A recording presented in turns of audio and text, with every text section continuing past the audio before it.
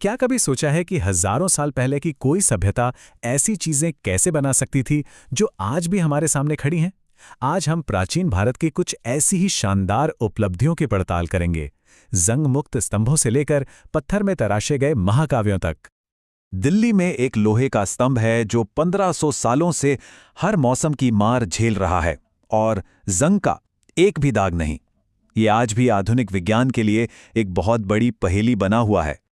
ये 7.2 मीटर से भी ज्यादा ऊंचा और 3 टन से भी भारी है। ये सिर्फ धातु का एक टुकड़ा नहीं बल्कि उस दौर की अविश्वसनीय धातुकला का एक जीता जागता सबूत है। तो चलिए अपनी पड़ताल इसी अनोखी कलाकृति से शुरू करते हैं, मेहरौली के लौह स्तंभ से। इस पर खुदे एक शिलालेख से पता चलता है कि इसे करीब 1500 साल पहले चंद्र नाम के एक राजा के दौर में बनाया गया था, जो शायद गुप्त वंश के थे। लेकिन असली चमत्कार तो इसकी बनावट में है। इसके धातु मिश्रण ने एक ऐसी पतली अदृश्य सुरक्षा परत बना ली है जो इसे आज तक जंग से बचाए हुए है। लेकिन उस दौर की महारत सिर्फ धातु तक ही सीमित नहीं थी। ठीक उसी समय पत्थर से ऐसे स्मारक बनाए जा रहे थे जो एक पूरे युग की आस्था को दर्शाते हैं।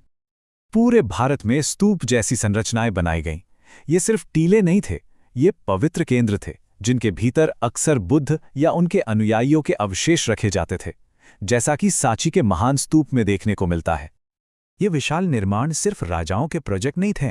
नहीं, ये एक अविश्वसनीय सामुदायिक प्रयास का नतीजा थे। व्यापारी, किसान और यहाँ तक कि हाथी दांत के कारीगरों के संग सबने अपना योगदान दिया। सोचिए, सांची के खूबसूरत दरवाजों का खर्चा इन्हीं कारीगरों ने मिलकर उठाया था।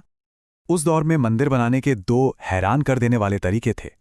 या तो आप नीचे से ऊपर एक एक ईंट जोड़कर बनाते, जैसा बीतरगांव के मंदिर में हुआ, या फिर आप कुछ ऐसा करते जो नामुमकिन सा लगता है। एक ही विशाल चट्टान को ऊपर से नीचे की ओर तराश कर पूरा मंदिर बना देते, जैसा महाबलीपुरम में किया गया। ये ऊपर से नीचे की विधि, ये योजना और इंजीनियरिंग का एक बेमिसाल नमूना थी। जरा सोचिए, कारीगरों को उल्टे क्रम में काम करना पड़ रहा था, जहां गलती की कोई गुंजाइश ही नहीं थी। हर एक चोट बिल्कुल सटीक होनी जरूरी थी। लेकिन उस युग की कहानियां सिर्फ पत्थर में नहीं गढ़ी गईं। इन इमारतों के भीतर हमें वही कथाएं मिलती हैं जिन्हें चमकीले रंगों से जिंदा किया गया है। अजंता की गुफाओं की गहराई में कलाकारों ने मशाल की रोशनी में ये शानदार चित्र बनाए। पौधों और खनिजों से बने इनके रंग 1500 साल बाद भी उतने ही चटक हैं। और शायद सबसे हैरान करने वाली बात यह है कि इन मास्टरपीसेस के पीछे के कलाकार आज भी गुमनाम हैं। स्तूपों पर उकेरी मूर्तियां, गुफाओं में बने चित्र, ये सब दिलचस्प कहानियां सुनाते हैं। पर सवाल ये है कि ये कहानियां आईं कहां से? इनकी प्रेरणा क्या थी? इसका जवाब साहित्य की एक फलती फूलती दुनिया में मिलता है, जहां महाकाव्यों और लोक कथाओं ने उस समय की सांस्कृतिक नींव रखी थी। इस दौर में दो महान साहित्यिक परंपराएं थीं।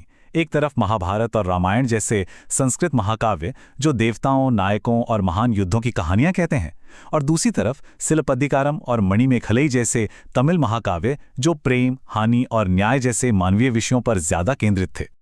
करीब 1800 साल पहले लिखे गए तमिल महाकाव्य सिलप्पदिकारम को देखिए। ये गहरी मानवीय भावनाओं को पकड़ता है। सुनिए इसकी नायिका कण्णगी की पुकार, जब उसके पति कोवलन को झूठे इल्जाम में सजाए मौत दे दी जाती है। इन बड़े महाकाव्यों के अलावा पुराणों जैसी धार्मिक कथाएं और पंचतंत्र और जातक कथाओं जैसी लोक कथाओं को भी इकट्ठा किया गया। इनमें से ही कई कहानियों ने अजंता जैसी जगहों की कला के लिए प्रेरणा का काम किया। लेकिन यहाँ एक बहुत जरूरी बात है। ये कलात्मक और तकनीकी चमत्कार सिर्फ आस्था और हुनर के दम पर नहीं खड़े हुए। इनकी नींव विज्ञान और गणित के एक मजबूत आधार पर टिकी थी। शायद इस युग का सबसे गहरा योगदान शून्य के लिए एक चिन्ह का आविष्कार था।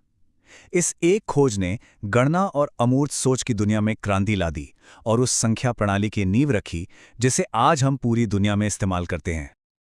आर्यभट्ट जैसे विचारकों ने खगोल विज्ञान में कमाल की खोजें की।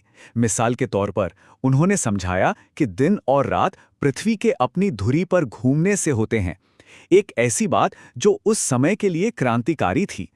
उसी समय आयुर्वेद के महारथी जैसे सुश्रुत अपनी सुश्रुत संहिता में ऐसी जटिल सर्जिकल प्रक्रियाओं का जिक्र कर रहे थे जो अपने समय से कहीं आगे थीं। तो ये किसी एक पल में हुआ चमत्कार नहीं था, बल्कि ये खोज की एक लगातार चलने वाली परंपरा थी, जिसमें चरक से लेकर भास्कराचार्य तक सदियों तक प्रतिभाशाली दिमाग एक दूसरे के काम को आगे बढ़ाते रहे। ये सब दिखाता है कि कला और विज्ञान कितने गहरे तौर पर एक दूसरे से जुड़े हुए थे। और ये हमें एक सवाल के साथ छोड़ जाता है, अतीत के बारे में हमारी सोच कैसे बदल जाती है जब हम ये महसूस करते हैं कि एक जंग मुक्त स्तंभ, एक चट्टान से तराशा हुआ मंदिर और एक महाकाव्य, ये सब वैज्ञानिक खोज की एक ही बौद्धिक जमीन से उपजे हैं।